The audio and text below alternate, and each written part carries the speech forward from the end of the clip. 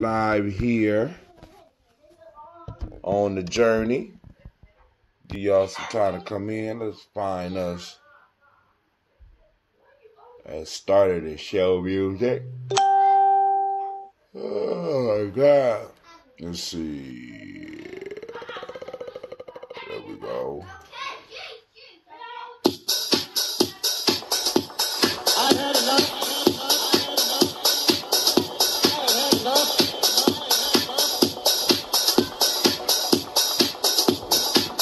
Peace, this is Brother Hatim, and you have joined us on Giami Journey Radio. Be sure to check out our site and subscribe at tribe.giamijourney.com. All my brothers and sisters, hold hands and bow your heads. Let us pray. God standeth in the congregation of the mighty. He judgeth amongst the gods. How long will you judge unjustly and accept the persons of the wicked? I say, send the poor and the fatherless, do justice to the afflicted and the needy, deliver the poor and needy, rid them out of the hand of the wicked. They know not, neither will they understand. They walk on in darkness. All the foundations of the earth are out of court. I have said, ye are God, and all of you are children of the Most High. But you shall die like men, and fall like one of the princes. Arise, O God, judge the earth, and thou shalt inherit all nations. Allahu Akbar.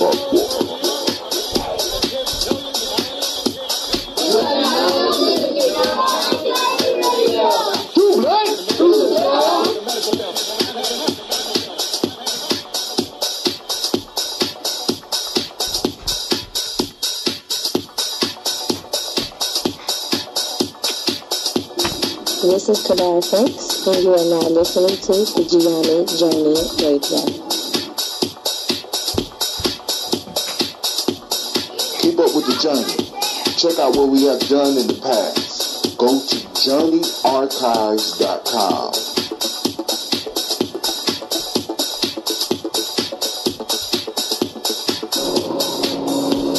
This is Adnan Sheik, aka Ace, live from Shisha Lounge, and you are now listening to Giami Journey Radio.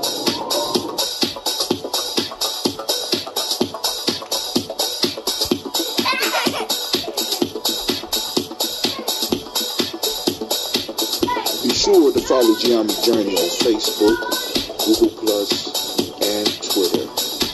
Check us out. Join the journey.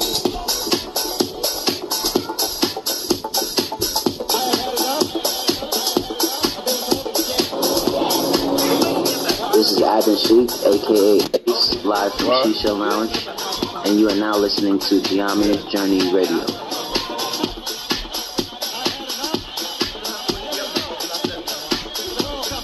All right. What's up, Mr. Joe Berry? You are now listening to Giami Journey Radio with Monica. Enjoy. This is Marina, and this is Giami Journey Radio. What a minute.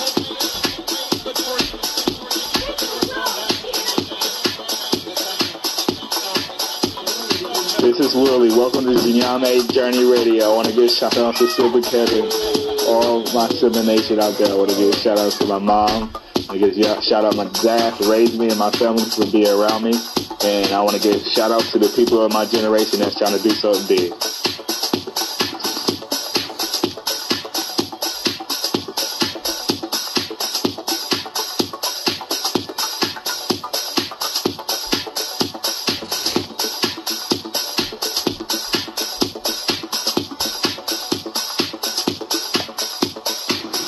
This is Cleveland, and you're listening to Giami Journey Radio. Peace, Hotep. It's Mansour Hotep, aka Mr. Deity. Mr. Deity, does it sound good? I think it sounds great. Right now, you listening to Giami Journey Radio. If you're not adding anything to the culture that you claim, you don't deserve to carry his name. This is Brother Hatim coming at you live, and you are now listening to the Gianni Journey Radio. Shouts out to the Gianni tribe, Gianni family. Stand up. Peace.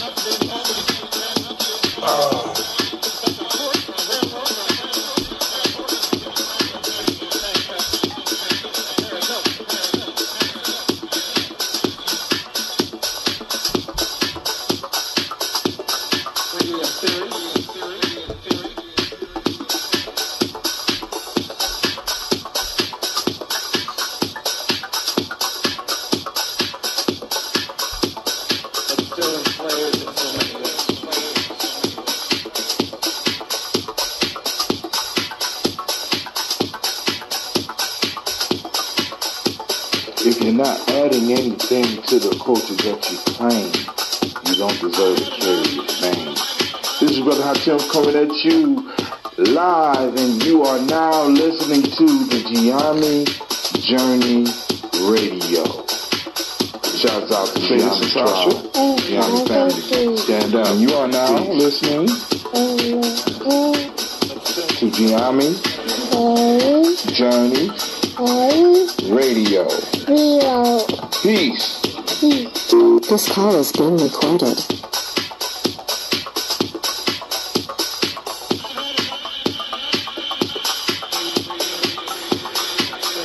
This is Gina. This is Gina. And you are now Now you listen to my daddy. on Gianni Journey Radio. Peace. Peace.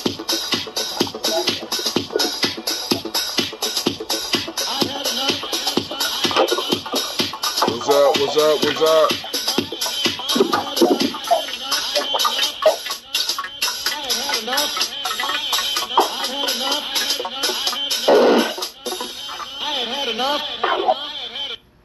What's up, family? What's up? Got one more commercial. Give me a little bit more time to get stuff together.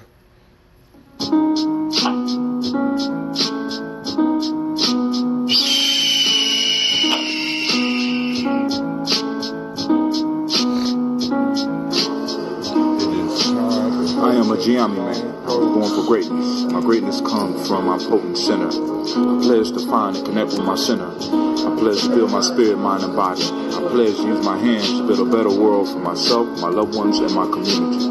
I pledge to use my mind to think deeper, further, and higher to create a better reality for myself. I pledge to live my life and go beyond all my self-imposed limitations. I pledge to promote the principles of the Gianni warrior and to assist all those seeking the path of success. I pledge all these things first to myself, to teachers, to all my relations, and to my higher power.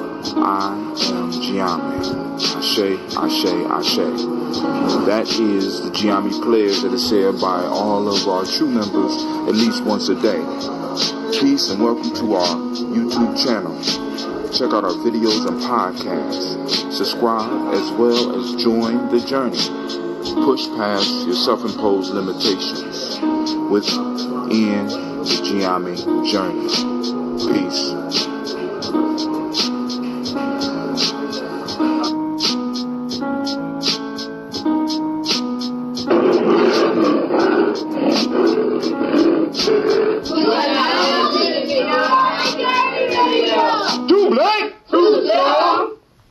Alright, family, we are here. We are live. Let's get this show started. Let's get it rocking the only way we know how. Introducing. Brother, oh my God, I wasted water on my damn computer. Oh shit.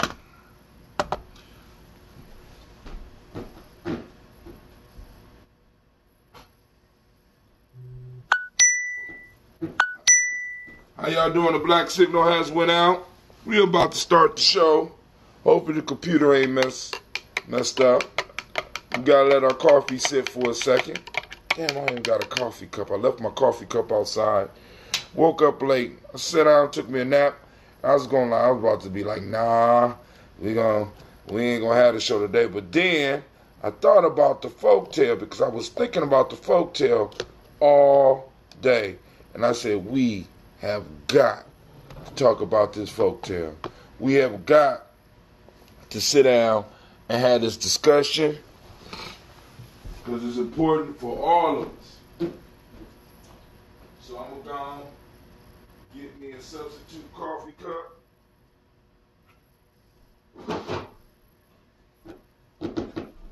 I'm going to go and get me a substitute coffee cup.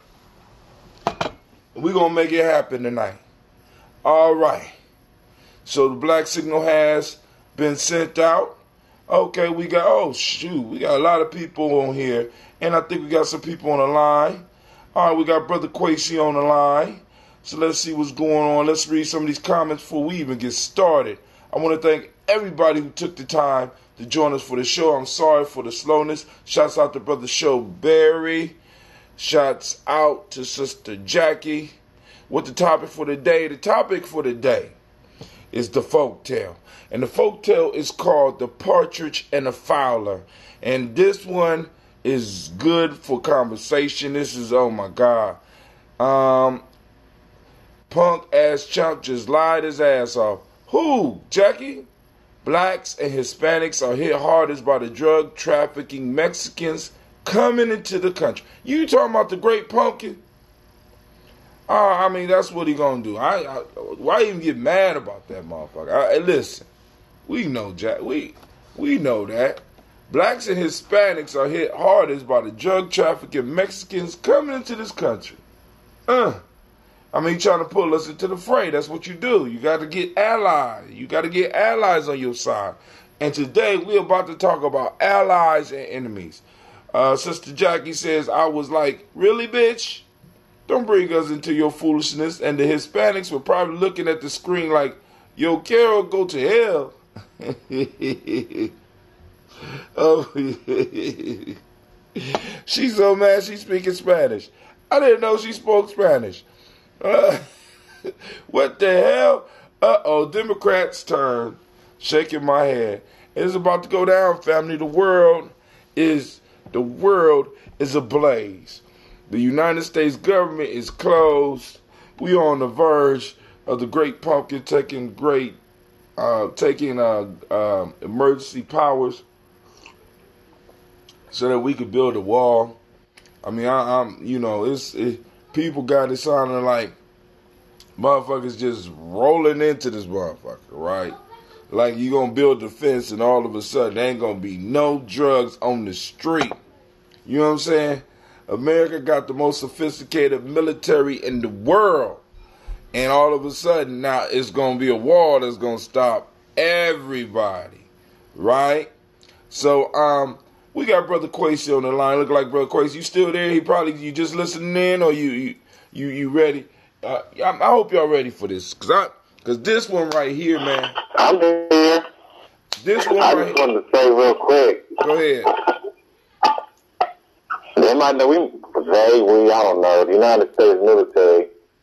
They might not have to. I mean, they spend the most and got the biggest budget, but Russia, from what I hear, just got a new weapon that is a game changer, and we ain't got nothing that can defend against it or stop it or compete with it. So maybe, if that's true, maybe that's part of why all of this posturing is going on.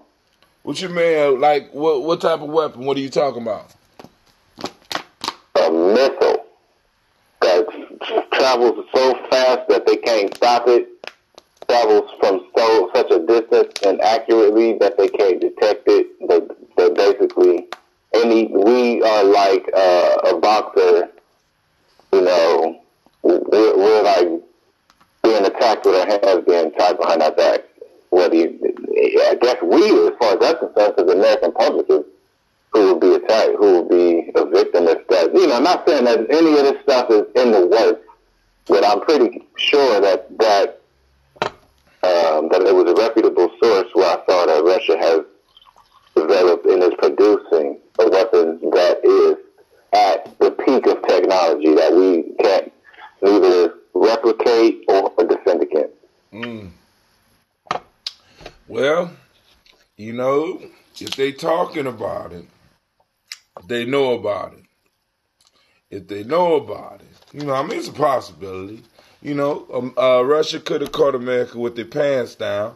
But being amongst some of the most warlike motherfuckers on this planet, I don't know. I'm just gonna say that we amongst some of the most war-mongering motherfuckers in the history of the world. They got some shit up their sleeves too. You know what I'm saying? But nonetheless, if a missile does fly that we can't see, more than likely they ain't gonna hit none of the areas we in, because none of the ghettos or none of the places where we live are key strategic places that they would want to hit. All right, but let's get to this folktale, family. This folktale tonight is a game changer. I read it this morning, so people had hours to think about it like I did, because this is one of those rare folktales where we get it. Because remember, I don't go through the book and pick the folktales. We've been going through an order. And this is one of those that really make you think. This is one of those that let you know that this book was never really ever really created just for children. This book is a true strategic document that help people learn how to think. And I want y'all to really listen very closely to this folktale, and I want y'all to type in. I want y'all to call in. I put the call-in line number up. For those that might can't read it, it's 614-556-4535. Right? So I want y'all to get ready. Because when I read this morning, I said, damn. This is coming possibly at a critical time, and I think it's very important. So I know there's a lot of build-up, but we're going to go to another commercial break. Why I decided, I'm just joking with y'all. I wish I had a commercial break to go to, but here we go. Listen up. This is called The Patridge and the Fowler. For those that don't know, a partridge is not a family that sings. Because I know that's what some of you black folks out there thinking. You know what I'm saying? The partridge family. No, we're not talking. A partridge is a bird. Kind of look like a pigeon, I guess. Damn, I should have looked it up. And a fowler, spelled Fowler, is someone that catches birds. All right? Coming from the word fowl, Fowl, which is another word for bird. A fowler caught a partridge and was about to kill it. The partridge earnestly begged him to spare his life, saying, "Pray, master, permit me to live, and I will entice many partridges to you in recompense for your mercy to me."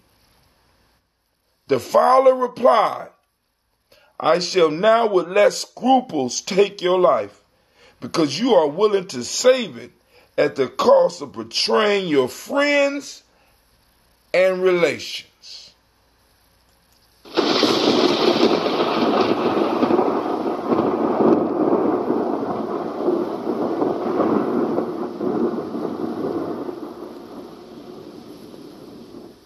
Did y'all hear that one? Did y'all hear that one? And can you see the importance to the discussion that we need to have in our family, in our tribes, in our community? I'm going to read it one more time. Then we're going to go through and we're going to start breaking this down, pulling it apart, reconstructing it, bringing it forward into the present moment, looking at it in past events, and looking at the danger of us not learning the lesson from this tale that we was told that was for children. That's obviously not. A Fowler caught a partridge and was about to kill it. The partridge earnestly begged him to spare his life, saying, "Pray, master, permit me to live, and I will entice many partridges to you in recompense for your mercy to me." The Fowler replied, "I shall now with less scruple take your life, because you are willing to save it at the cost of betraying your friends and relations." The shit that would have solidified the Democrat argument was to align themselves with the Californians, the lost $5 billion worth of houses. Please ring the alarm when you drop that folktale. It's fire. Oh yes. Thank you. Somebody reminded me. This is the second time somebody had to remind me. Fuckery alert. Be aware of those partridge-like niggas around you. Be aware. They are out here. Some are armed and dangerous. Partridge-like niggas around you. Beware. All right. Quasi, you want to hit it first, or you want me to go in on this one, man? Yeah, I was just thinking about how Donald Trump, that whole shit Donald Trump was just saying. He said the Mexicans, the illegal Mexicans are coming across the border and have the biggest they're coming across the border at the biggest detriment, and the biggest detriment is to the African American community. So basically, he was like, "Hey, niggas,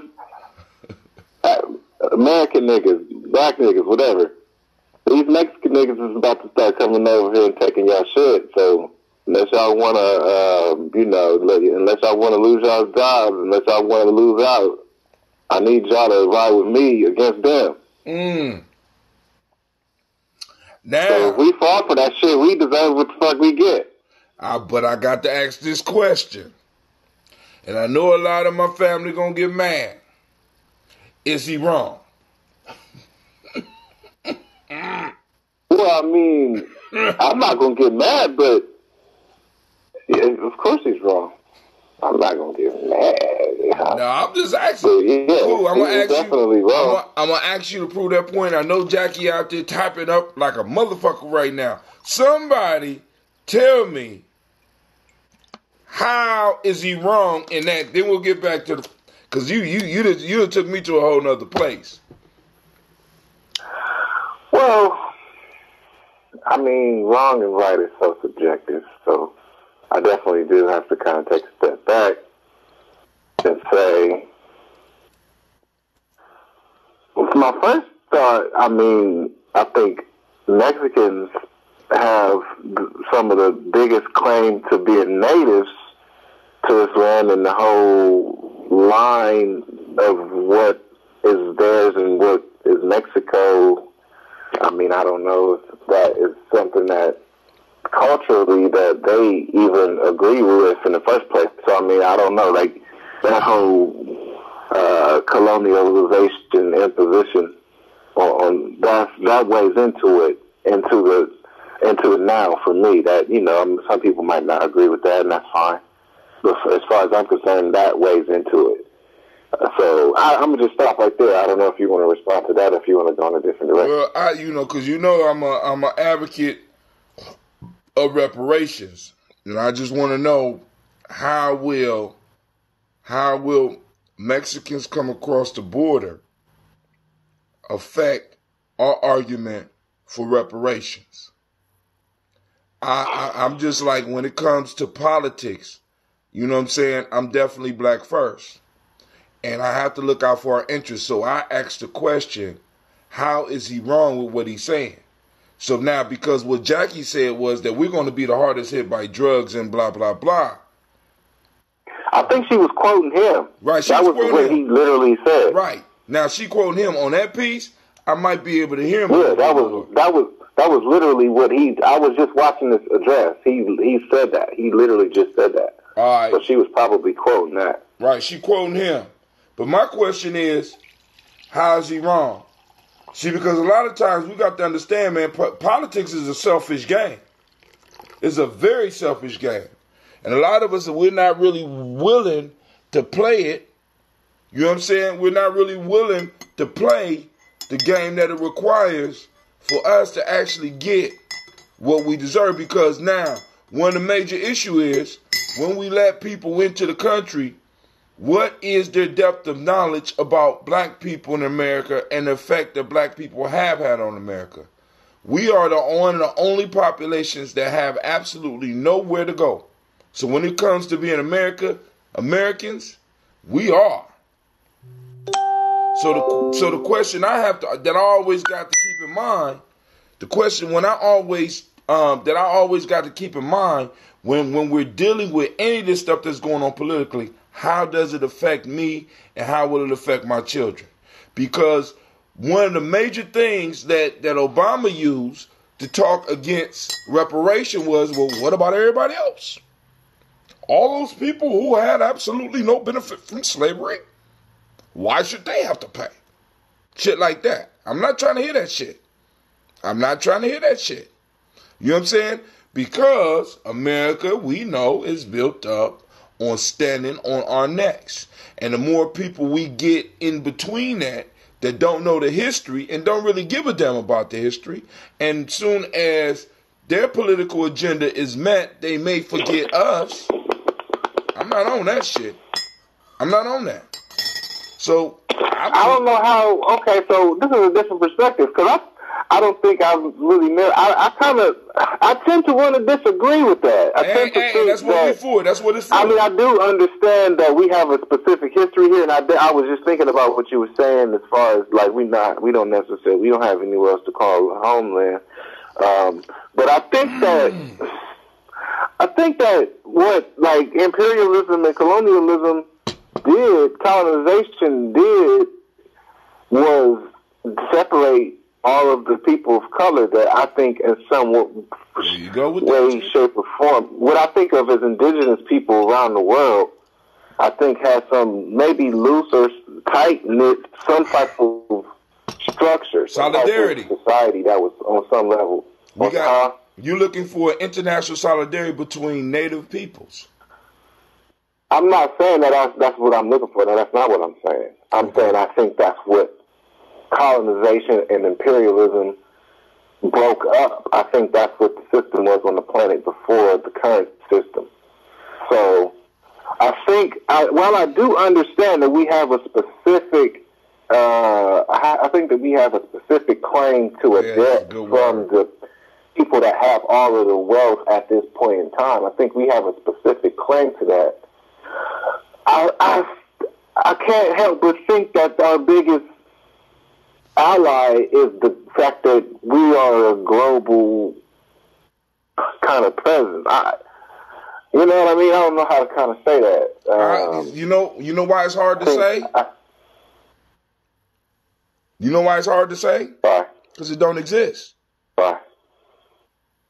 Of course it doesn't exist now. I mean, what I'm saying is, and the whole global piece that you're discussing, if we go back prior to colonialism, we had groups looking out for themselves. Just like right now, we still have groups looking out for themselves. And the only thing I'm suggesting is that as black people, we need to look out for ourselves, because when we take care of ourselves, we can turn around and help other people. But until we step up and start looking out for us, you know what I'm saying? Because nobody else is going to look out for us. That's my only point. Nobody has looked out for us. My thing, I guess, to take it back to the original story, I think that what I like to stay away from saying white people. I don't know, it just sounds so bland. No, well, so many puns intended. But in that story, it seems like the colonizer is what's that word? The Fowler? The bird catcher, that word? Fowler. The Fowler. White culture is the Fowler culture. Whiteness kind of seems to be this hunting analogy. Mm-hmm. It fits into the hunter to capture analogy. And then the partridge, the various types of, so let's say the captured partridge is black people. Okay. And then the other partridges that are still, quote unquote, free. What if black people? What if our biggest the thing that we could best do for ourselves and others is unite everybody? What if trying to, and I'm just asking the question, what if trying to only operate on our behalf is the best way to put us in a position to where we're powerless? You say so you say there's a possibility that us working for our own interests would depower us. I'm asking a question. Okay, cool. And I just want to be clear on the question. So now let me ask this. How much more powerless could we become? Because, I think we're more powerful. I think we're less powerless than, like, Brazilian poor people. Them motherfuckers is powerless. Yeah. Now check we're this out. powerful enough to be on the radio talking to potentially thousands of people. And that shit is beautiful, ain't it? And the point I'm saying is, how much more would I be able to help people if I actually had access to capital and groups of people with capital? I.e. me and you. Rather than continuously ending up in this loop that we're going around in, because it's like boom, like I said, if we're in a plane, the first instruction you get is to put on your own mask before you try to help somebody else. We're in a plane, the shit is going down. You're right. And we talking about, hey, let's help everybody else. Hey, put on your mask. Hey, put on your mask. And I'm not necessarily taking a stance. That's the thing that I want to say. I'm not necessarily taking a stance. I'm just saying that I'm exploring. I just left for training with Tiandra, and I thought I did a personality assessment, and I learned that my personality type is a debater. Yes, you are. And one of the things that one of the things that I seek to do is to kind of seek out truth through opposition. And and like I said, that's a beautiful thing. You understand what I'm saying? Because what you do is you allow for other people to pick through the doubts in their argument, or you make you know what I'm saying, without necessarily doing it in such an aggressive way where I ain't trying to hear you, because I'm hearing you because at one point in time I'm like, boom, we got to all unite. But now I'm sitting up here, I'm running around, I'm looking at my kids, I'm looking at these numbers, and I'm sitting up here like, damn, we're in a messed up situation. But now, let's pull off from Donald Trump, and let's pull off from the colored people of the world, unite type shit right now, and let's get to the folktale, because I got a whole bunch of comments. The story of Miss Jackie says, the story of how we fell for slavery. We sold our brothers and sisters for gun to protect the king. Joe Berry say, no, because they doing it now, but they still together where we don't. Jacqueline C. Brooks, she say, that's how the Antichrist works. Hold on, oh my God, there's a whole lot of them. God damn, I told you this story's hot. No, because they doing it now, says Joe Berry. But they still together, we don't. That was his whole reason for saying it. Right? So, because to cause conflict, I think that's what Jackie is saying. To pull us in. Right? He want to pull us in. Into an argument, to a discussion, to one. Because also this is a smoke screen too. Because basically we got to know that right now what's happening with enough white folks not getting their checks, you know what I'm saying? Motherfuckers is getting mad. They dusting off their guns. You know what I'm saying? They getting their pitchforks together. So we know that the Great Pumpkin got to throw out a smoke screen right now. And right now the smoke screen that he throwing out is, all right, let's niggas. And hell, you know what I'm saying? They gonna get y'all too. All right, hold on. To pull us in. That's how the Antichrist work. That's Jackie. She comparing the Great Pumpkin to the Antichrist. Don't get sold again for the gun, says Jacqueline. Joe Berry say, we Axe Black has no unity, where Mexicans has unity, so they going to slip right past. That should have been we as black has no unity. And that's Joe Barry. Mexicans stick together, we don't. All right. So, we go on the argument. So now, but hold on, let's bring it back because let's break down this piece. Now, Quasi, I want to focus your mind. Focus your debating and dissecting mind. I wish Lady J would call in so we could kind of get, because she do a little bit of that too, right? And look at this proverb, because Jackie says this is what happened to us in the past. Now, let's just focus on the first part of the proverb. A fowler caught a partridge and was about to kill it. The partridge earnestly begged him to spare his life, saying, "Pray, master, permit me to live, and I will entice many partridges to you in recompense for your mercy to me." Those out there, where have we seen that before? Where have we seen that in the past? Where have we seen that in our life right now? Is the question that I think we really need to be dealing with, because if we're talking about tribe building, right? Because right now I pray that everybody is finding those people around you that you can trust just in case. I hope some of y'all are circling your wagons, and I hope some of y'all are now seriously taking when Brother Hatim is screaming out, "It's time for us to build tribe." Right? Because like I said, because we could be at a point where right now we need to be looking for those partridges like this. We have a partridge that's just being who he is, who get caught by its enemy, and the first thing it does, it begs for his life. Why does it beg for its life? Why, Quasi? Why is the partridge begging for his life? I mean, that's all it knows. It's disconnected.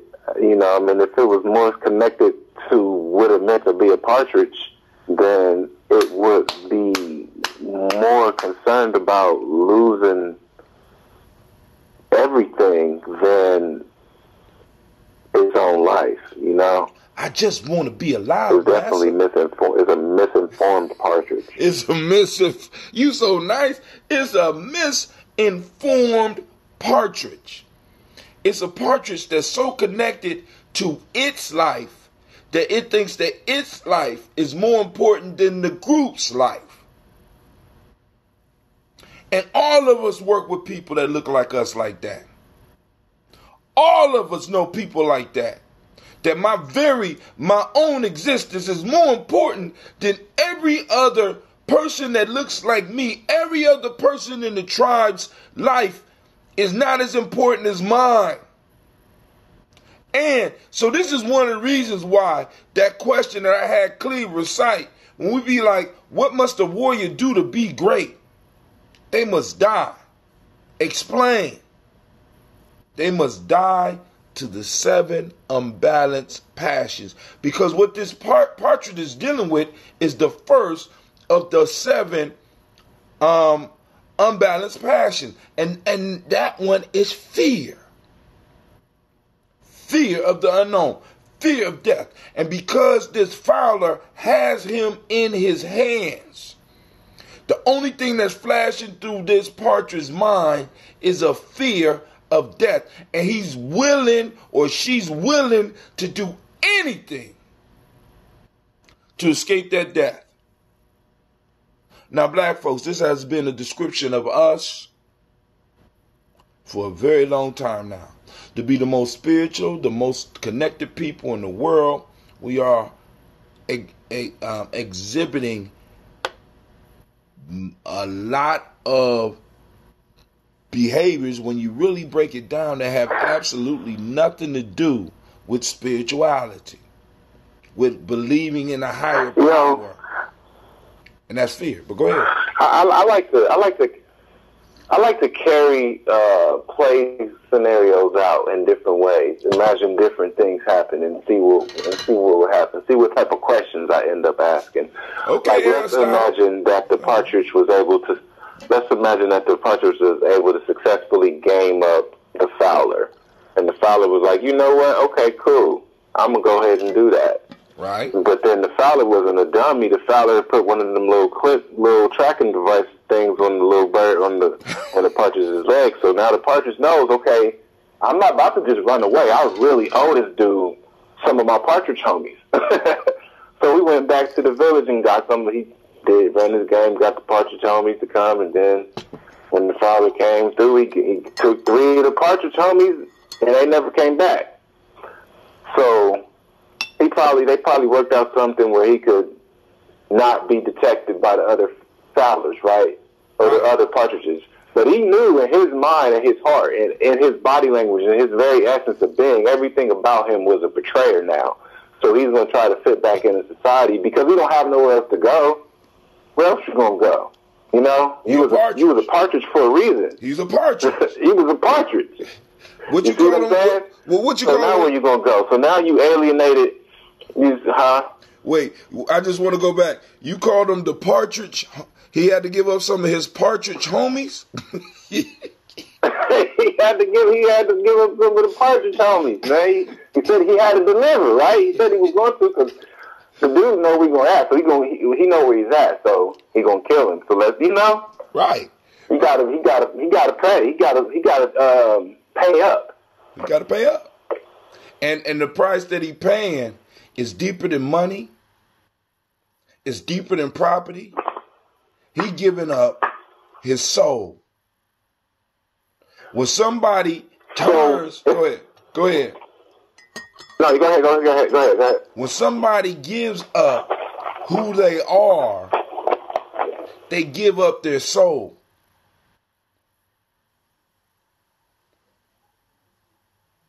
I mean, that's too high. I mean, at some point in time, we got to look at each other and be like, yo, family, that's too high of a price to pay. And we've been paying this price, or at least having people around us that we know will pay this price. And you can tell those around you, because they talk about money, money, money. Talking about getting the bag all the goddamn time. This is all they concerned about, is getting the money. Give a fuck about you. I don't give a fuck about, you know what I'm saying? Some of us came up with homies like that. You know what I'm saying? I saw a couple of brothers like that, and I'm like, yo, I gotta get away from these niggas, because I can't do nothing. I can't do nothing good with them. I can't do nothing bad with them, because these motherfuckers are just truly dangerous, and the first chance they get, they gonna get rid of me. Can't fuck with you. I can't fuck with you. You gonna betray me. I already know. You gonna put me in a situation where I'm going to have to die. We got Partridge. We are the Partridge homies that motherfuckers will give up because they fear death. Not even looking for a goddamn reward. I mean, would you think about this shit? He's not asking for anything but to live. So this means that he has to come back to this Fowler every day, and this Fowler could put him in a cage and give him just enough food to exist. Give him just enough room so that he can stay nimble enough to look like a partridge. Might even keep some of the partridge homettes, so that he could relieve his partridge loins every now and then. Sound familiar? Right, because the Fowler is selling all these partridges. He's getting all this money from these partridge thighs and wings and breasts. So, he coming up. So he can afford, not only he can go, so the sellout partridge, not only does he get to live, but he gonna give him a little bit partridge bling. You know what I mean? So he can. Right. So it's because the game has changed. Now the other partridges don't want to mess with him for real, because the secret is out. You can't keep that. You can't hide that for long. So now he's really hanging with the Fowler like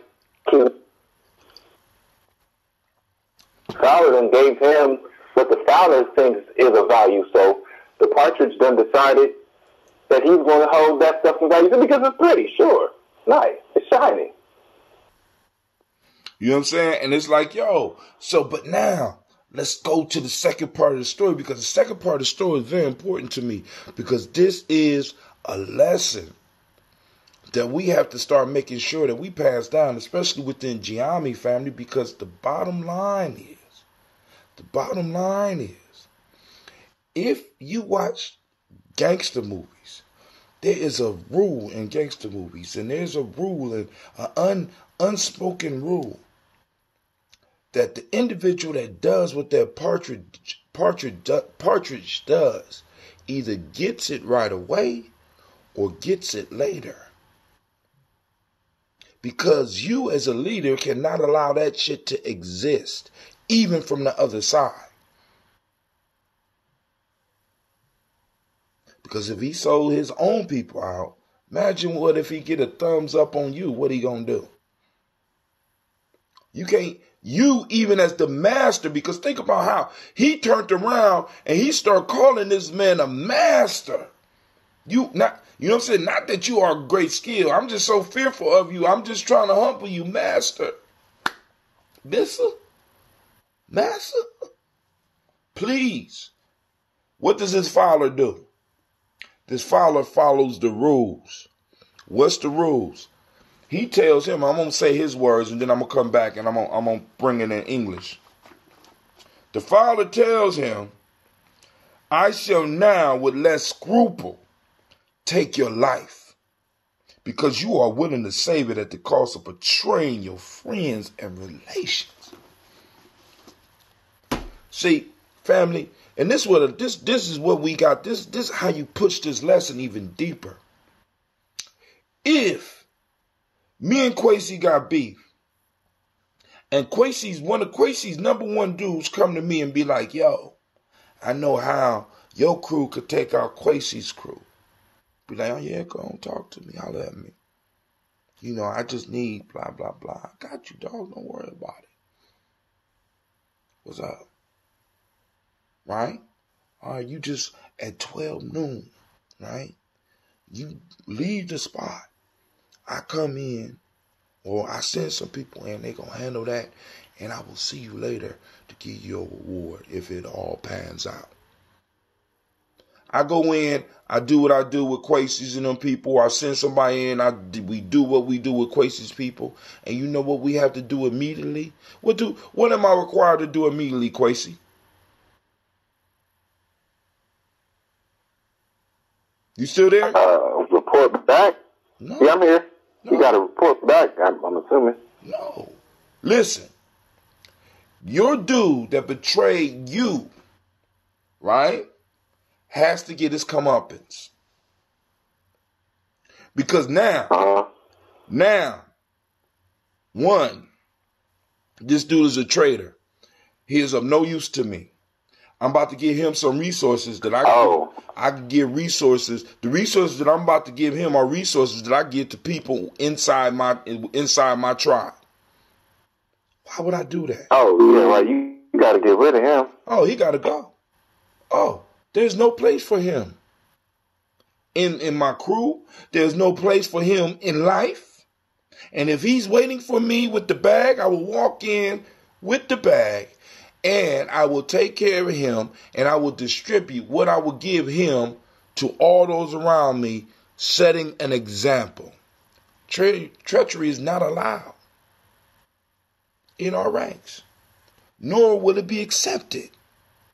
Because if I let him live, what that says, tell somebody on my crew is, well, damn, since you let him live, maybe the next guy that might be after you, if I betray you, I could live. Not just that person is going to betray you. He's going to tell your secrets to another crew, so to speak. How you say it again? He's a dangerous. Oh, yeah. Dangerous as fuck. That sounds like Miss Tracy. Dangerous. You can't keep him around. That's me. You can't keep him around. You're a ninja. You just popped up like I almost had a heart attack. I'm looking over my shoulder like, who that? Family, we got to understand. See, and this is a rule that has been transmitted through the generations as a children's folk tale. This father looked at this dude and be like, look, I can't even use you. I'm not even going to use you. As a matter of fact, because you offered up your family and your relations, I know you foul anyway. So without any scruples, without any sadness, without any regrets, I'm going to kill you now. I'm going to kill you now.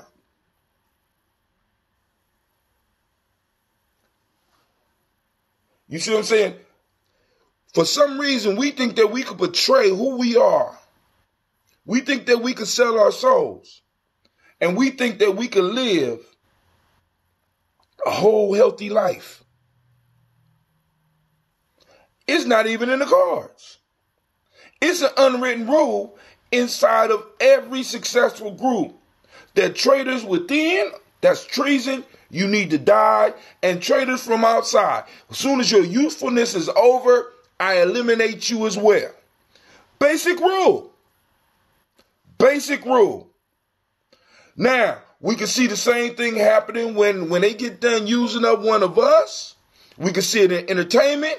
We can see it in sports. We can see it in business. Soon as they're done with you, you betrayed your people. I have no use for you. You using up resources that I give to little Jimmy. I ain't got time to be, no. You know what I'm saying? And we can see him falling down. But we don't realize that's what's happening because we're operating outside of the rules of every other successful group. And what's even crazy about it, the basic rules that they are surviving and thriving on were rules that we laid down a long time ago. As a matter of fact, we put them in folktales so that we can not only teach the adults, but we can teach the kids. Family, it's sense that we passed on. Like I called it, that crystallized wisdom that's sitting right there, and we be missing it. We're trying to pick up traitors and dust them off and trying to save them. No. Because if there was a traitor once, they're going to be a traitor again. Because the one thing that works against them, they always fear something bigger. And for us to be as spiritual and as religious and we got so many goddamn traitors, so many people so fearful, so many people with the unbalanced passion, especially the first one, fear, operating in their soul, that it tells us that maybe we might be wrong about who we really think we are. I'm just saying, I got people running around here talking about their God they're not even willing, they're not willing to lay down their life. They'll tell you what you should have did or what you could have did or how, you know what I'm saying? But they have never put their life or ever will put their life at risk. They'll give your family up. And this is a harsh truth, but this is one of the reasons that our people built our cultures up on rites of passage. And this is why people try to take our rites of passage, dust it off, clean it up a little bit, remove certain important points, you know what I'm saying, and then give it back to us as just a group of young people that just come together because they want to be raised right so that they can live in society. Come on, family. Come on. You know what I'm saying? You think the Maroons was just, trying to raise their kids so that they can live in society? Yeah, in their society. Taking care of their own folk. That's the only piece I'm saying, family. Listen, we know that within Giame, we got family. We got family and we got deep ties with our brown brothers and sisters. Whether they want to call them Hispanics or Latinos, we got deep ties with them. But the only thing I'm constantly going back to is that would I be betraying my own people if I was to reach out and work with everybody else first?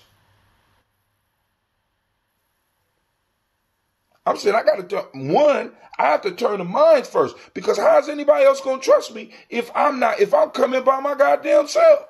Where your people at? Why you don't?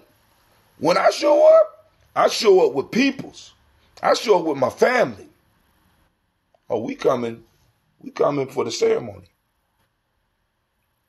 When I found the sweat lodge here, I didn't go as an individual. I took one person with me and I followed the rituals that my older brother told me. I said, my people need to sweat. He said, y'all welcome. Come on. We family. But one of the major rules is we always have to take care of ourselves first, because if we don't take care of ourselves, we start falling off. And when we falling off, we can't help nobody.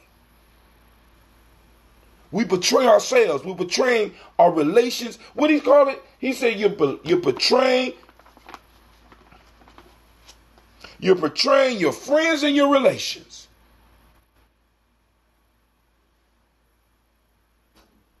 And we got people around us like this all the goddamn time. But yet we don't know how to read what it is. We ain't got words for it. We can say little fancy things like Uncle Tom, but as Lady J always bring out, because this is part of our confusion. Lady J brings this out. She says Uncle Tom was not the one that betrayed. It was Sambo. But many of us, because we don't read, because I could go and create a myth right now and put it out there as if it's an absolute fact, and some people wouldn't even take time to look the shit up. And that's what's been happening to us. Come on, family. It's real out here. We talk about war. We got strategies of war being used on us. How do I keep a unit from being able to fight? I get them to fight one another.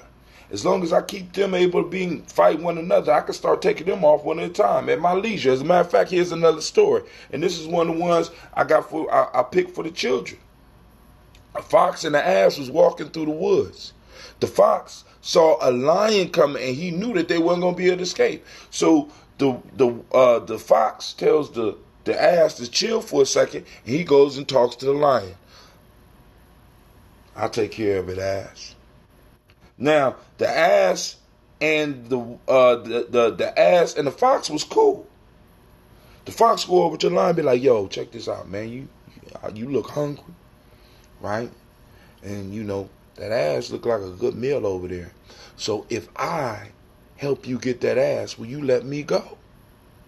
Lion says, "Yeah, I will. That's a good idea. Yes, little brother, go ahead." So the ass tricks the fox tricked the ass and put the ass in a hole that the ass can't get out of, and he reports back to the lion. Miss Tracy, what did the lion do to the fox? He ate him too. He ate him first and went back and ate that. Go ahead. Yeah, he ate both of them because he felt like it was something about for him to do that to his friend. He deserved to be ate too.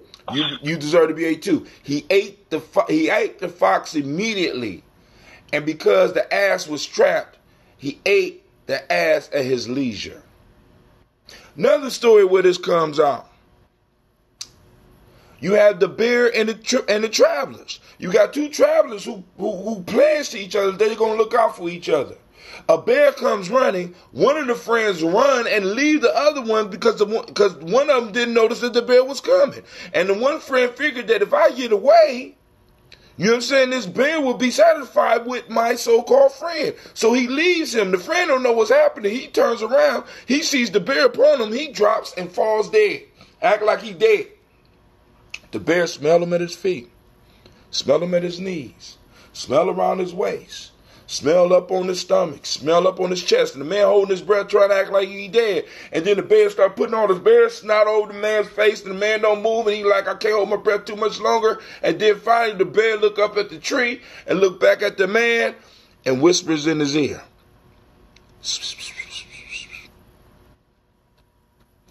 Bear turns around and leaves. And the man still lays there holding his breath, opens up one eye, and his friend is in the tree. He say, "Woo, my friend, that was a close call. I seen the bear talking to you. What did the bear say?" The man got up, dusted himself off, and went in a totally different direction than the two friends was traveling in at first. He said, "The bear told me never trust a friend that would leave me in danger. Never to fuck with that man again." This message has been taught over and over again in these folk tales, family. And we miss them. Why? Because they children's stories. No, I keep telling y'all, when you look at the original reason why these stories was put together, these stories was put together to educate adults. Then they descended to being used for children when adults thought they was too smart. I keep on telling you these things are layered, and we be missing the very lessons that our ancestors left for us to get out of this, because this is not a new situation for us. The dude who wrote this is said in legend that he was an African that was enslaved by Greeks. Yeah, I kind of feel like where we are is kind of a situation where people repeatedly over the years, over centuries, over generations been saying what worse could happen. You know what I mean? And then the next generation is worse. Like, this is as bad as it can get. It can't get no worse than this. Then it gets worse. Or the other saying is you can ignore reality, but you can't ignore the consequences of ignoring reality. That's all I be trying to tell people, man. Even going back to go ahead. Being a people who experienced the Middle Passage and bondage and all of that. And there had to be some set of people. I mean, of course, we always remember the white people enslaved, whatever, but there was definitely some inside help. It was some, so it was that type of thing that I think those stories, you talk about it being for adults and then getting kind of reduced to a children's story maybe, but I mean it also can be used as advice for groups, not just individuals, you know? Exactly. That's all I'm saying. That's why we talk about folk tales for grown folks. Put the kids to bed, because I'm about to cuss. No? I'm about to cuss. See, because we got to remember, all right? There? Yeah, we can hear you. Can you hear me? Oh, shit. Can you hear me, Quasi? But yeah, so I think that it's definitely those stories, because they sound so. Hold on, family. I have to go back in. Check 1, check 2.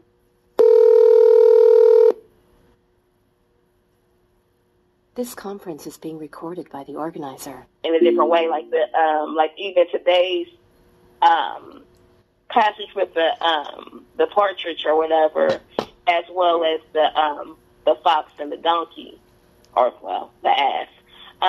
So they have the same. It's kind of like just telling a story. You know what I'm saying, in a way for a person to understand later. You know, it's like reading scripture where as you grow up, you get to get a different perception or interpretation of the scripture that you probably learned or known since you were younger.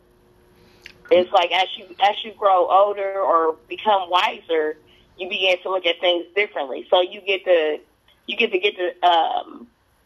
the message differently. Or I was thinking how you said that. You said how they how Tim? Can you hear me now? Okay, yeah. So we lost you there for a second. Yeah, I had to hang up and call back in. Y'all be kicking me off my own damn conference call. I don't appreciate that shit, but go ahead. Cheat codes, man. We know the cheat codes. But yeah, what you was just saying, I've been kind of lost my train of thought. Oh yeah.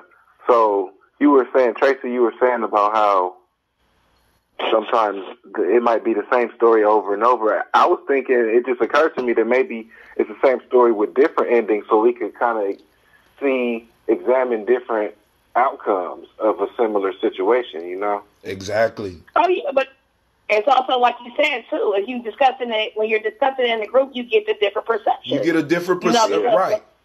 And it's called being layered. Go ahead, Miss Tracy. Because I can't help but to think about the partridge decides, that wants to that comes to the master or whatever, saying that they're trying to have their life saved. Spare me my life, and I'll go gather you others, and you can eat them. I'll still feed you. I couldn't help but to think of Birth of a Nation, where what if the master decided to go, hey, you know what? Why don't you go ahead and, I'll let you live, and I'll create you a whole building, and you can invite others to come and, break bread with you, and I'll come and eat. I'll come and eat them, or come and kill them, or whatever. It's using that setup.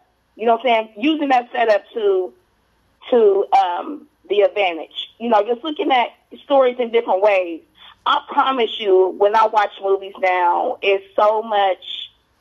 I can get so much within a movie now that if I'm talking to a small-minded person, no offense to anyone, then they're like, Tracy, it's just a movie.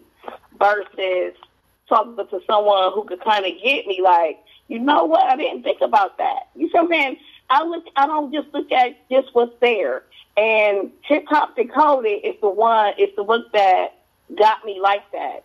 Looking at a story or watching a movie where you don't just look at it for what it is. What are the hidden messages?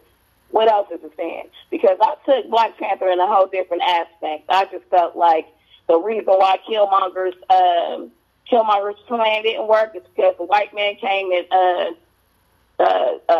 knocked it all down, so he couldn't execute his plan. That's how I felt about it. So we got Killmonger fan. We got Ms. Kimberly Newton shouts out. She said, "Podcast, brother. I'm hoping one day this happens. It's been happening. It's happening right now. We probably got some motherfuckers up in Washington right now. We know we got people like this right now." Brother Kwame say, "Dispatch of him with extreme prejudice." Talking about the bird. Now, and one of the things I constantly tell people is remember that our folk tales have been layered. Our ancestors, we would teach lessons, and this is how you know how deep at one point in time we were. We were able to have discussions of extreme importance in front of children, and children will be able to take the discussion where they were, and adults will be able to get a whole different message. But what we have to do is we got to make sure that we, in a sense, are speaking in a similar symbolic language so that we can get the understanding that we need. So I could tell me and Quasi and Miss Tracy could be having a conversation in front of our children, and it could be a deathly important conversation, and the children can hear what they need to hear, but Miss Tracy and Quasi will hear it in a way where they know what actions they need to take. That's where we were. That's where we were. You know what I'm saying? And it's like in many ways, we got to get back to that shit. We got to get back to being able to do that. You know what I'm saying? A lot of us are, you know what I'm saying? Because it's like we don't want to be and family, and that partridge at that point in time didn't want to be a partridge. When you start calling something master, the reason you start calling something master because the master is supposed to take you to another level. So that partridge wanted to be taken beyond the partridge level and be taken to the conqueror level or become that man. That's the purpose of following a master. A master is supposed to elevate you. That partridge was seeking elevation from the state of being a partridge. Because he didn't realize, as Quasi said, because he didn't realize the fullness of being a partridge and being like, well, fuck it, I got caught. Let me try to escape. If I don't escape,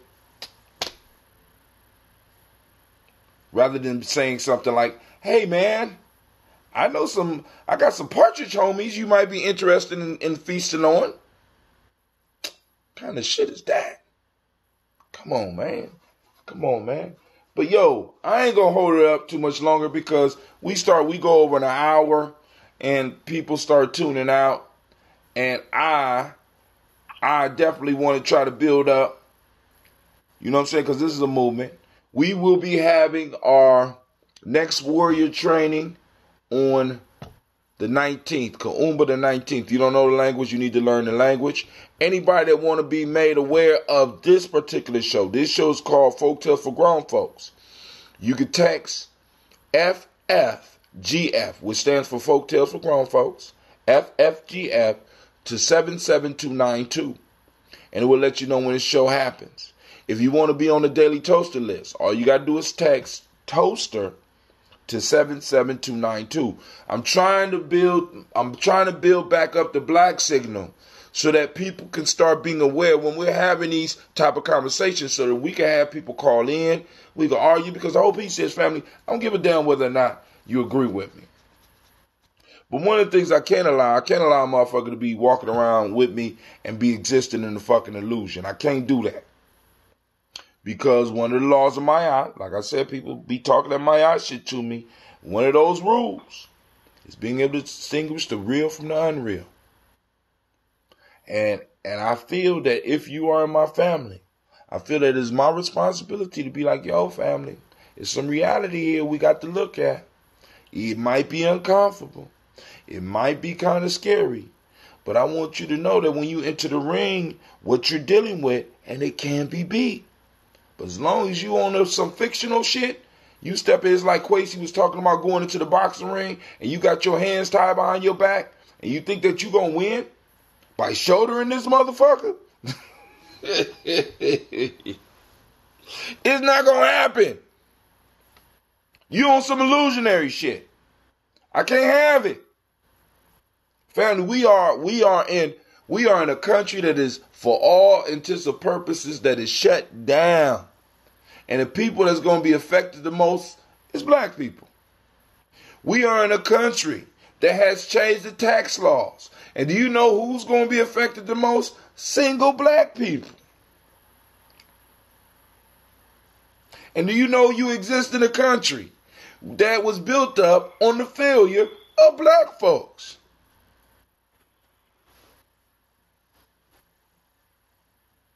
And I could bring this all around to our brother R. Kelly, but I won't do that right now because I know y'all tired of talking about it. But it does raise a question. Right? It does raise some questions. Because I'll be on here for a whole nother hour but I posted up something about Yvette Carnell. She talks about the whole R. Kelly piece and how we might need to kind of pan out and look at this whole situation. Because I think a lot of us are focused on R. Kelly, when in fact there's a bigger issue. And a lot of us in the 2018, we're looking at it as the R. Kelly piece, as if this shit only existed with R. Kelly. But if we go back to the early 2000s, we go back to the early 1990s, we go back to the 1980s, we go to the 1970s, we see the same shit still brewing. Motherfuckers was trying to latch onto motherfuckers with money because they thought it was an escape hatch, and they thought they was able to get away from who we are. And you always have to come back. Can't escape. Can't escape. And the wealth gap is so serious that a dope boy at one point in time was able to take away your baby girl. And I ain't talking about your girlfriend. I'm talking about your actual daughters, because they were able to offer your children something that you was not able to offer. And the reason you could not offer that was not just because you wasn't working hard enough. It was not because you wasn't getting up early enough. It was because the system was set against your success from jump. You wasn't selected to succeed. Even some of them dope boys is selected. You know how I can prove that to you? And I prove that shit to you right now. Right? Anybody that know a dope man that's been in the dope business for over 30 years and has not been busted, that is a motherfucker that is a soul that is straight working for the police. Anybody that's able to sell dope in America for over 5 years without being busted. Anybody that's in America that's able to sell dope and come on now. Come on now. Y'all done seen all the movies. Y'all done seen all the CSS shows. Y'all done seen all this shit. And nobody could tell me that these motherfuckers, you gonna tell me that a motherfucker can outwit the greatest thief of all time, outwit the greatest murderer of all time, outwit these motherfuckers who have made a science of killing motherfuckers. You mean to tell me that there's a nigga in the hood that's that smart? And I don't doubt that there is. But you don't have as much practice as these motherfuckers. I'm just saying. So any of us that know somebody that's been out here selling dope for that long, we already know they work for the police. Bring it back to R. Kelly. This allows individuals to develop a level of wealth that was not attainable by the regular means or by us doing the right thing, which for a reason, which is baked into the system, and we don't want to face that shit. We just want to turn around and point at each other. Nigga, you ain't working hard enough. Nigga, you can find work. Come on now. Come on now. Let's look at it. How did y'all... Miss Tracy, why you let me get on that shit? Quacy, why y'all supposed to stop me? I said we was... God damn it. I thought you just wanted to ask the last words.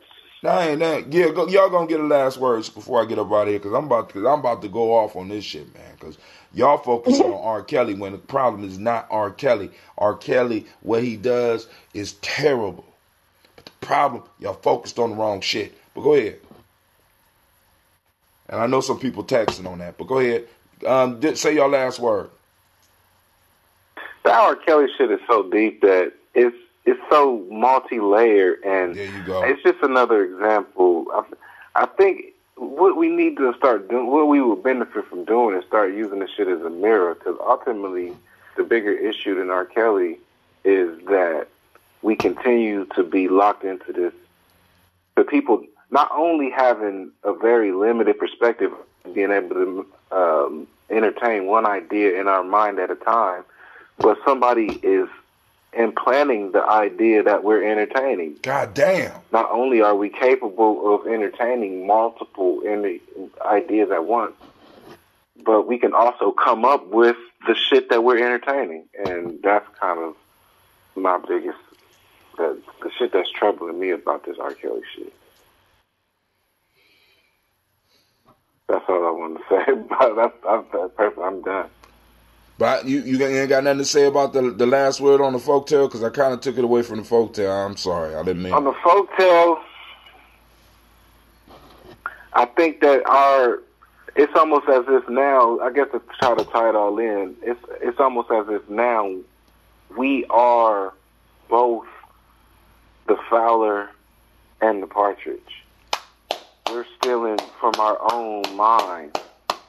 You know what I mean? Right. Like, we're dividing our own mind amongst itself and attacking our own mind. Like, we're killing each other at a whatever rate is happening. Even, there's a lot of theories and speculations about all of the violence that's happening in the streets. But the part that we definitely play a role in, which is definitely a significant part, is starting within our own mind, and that Fowler and the Patridge is a perfect example of what's happening subconsciously, I think, in each of us as individuals. All right, Miss Ford. It's on you. So what you gonna do? In my perspective, I think it is be careful who you choose as your friends. Got to. We got to. We circling the wagons, goddammit. I'm sorry. I'm trying to be quiet. I'm sorry. Go on, finish. Be careful who you choose as your friends. It's kind of like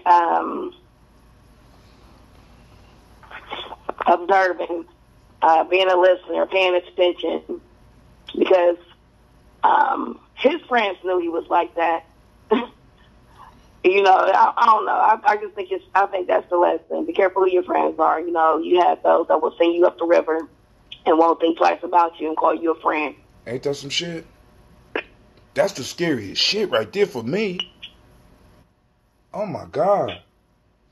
Oh my God. Family, I want to thank you for joining us. I hope this was worth your time. So, hey, like I said, the conversation don't have to stop here. Keep it popping, like, and share. Y'all can follow us on YouTube. Matter of fact, I would love it if y'all followed us on YouTube as well, because we trying to build up the YouTube family so that we could do some other stuff. So, family, come on now. Let's get to building. Also, like us on Giammi Journey on Facebook, Giammi Journey on YouTube. You know what I'm saying? You can go and follow us on all the shit. We up on all of it. You know what I'm saying? Everything but Instagram. I mean, I think we own Instagram too. I don't, But this is Brother Hatim. I want to remind you that you are now standing in the congregation of the mighty. Oh man, anime is on it tonight. Of course, you know, this has been Folktales for Grown Folks. We smashed another one. This is a Heart of a Symbol production. We do nothing but strive to blow up your old paradigms, because that's what's holding you hostage.